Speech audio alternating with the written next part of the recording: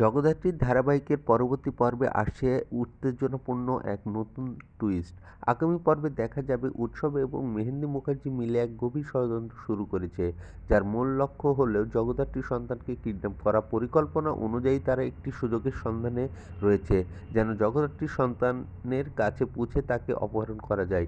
এদিকে কৌশিকী মুখার্জি, যিনি বর্তমানে জগদ্ধাত্রীর পাশে আছেন খুব সতর্কভাবে, তিনি সব কিছু খেয়াল রাখছেন যাতে কোনো বিপদ না ঘটে। তিনি জানেন যে জগদ্ধাত্রীর সন্তানের নিরাপত্তা বন্ধ করা অত্যন্ত জরুরি এবং তাকে খুঁজে পেতে কোনো ভুল করা যাবে না। কৌশিকী, যিনি তার সহকর্মী এবং বন্ধু, চরম সতর্কতার ছদ্মবেশ ধারণ করে হাসপাতালের নিরাপত্তার ব্যবস্থা পর্যবেক্ষণ করতে থাকে। তবে গল্পের এক দারুণ মোড় আসে যখন কৌশিকী মুখার্জি দেখতে পায় উৎসবকে একজন ডাক্তার হিসেবে ছদ্মবেশ ধারণ করে হাসপাতালের মধ্যে ঘুরে বেড়াচ্ছে।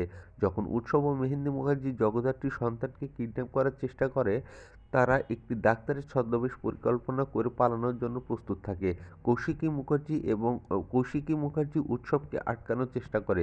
তিনি চিৎকার করে বলে, দাঁড়াও উৎসব, তুমি জগদ্ধাত্রীর সন্তানকে কিডন্যাপ করতে পারবে না, এটা অন্যায়।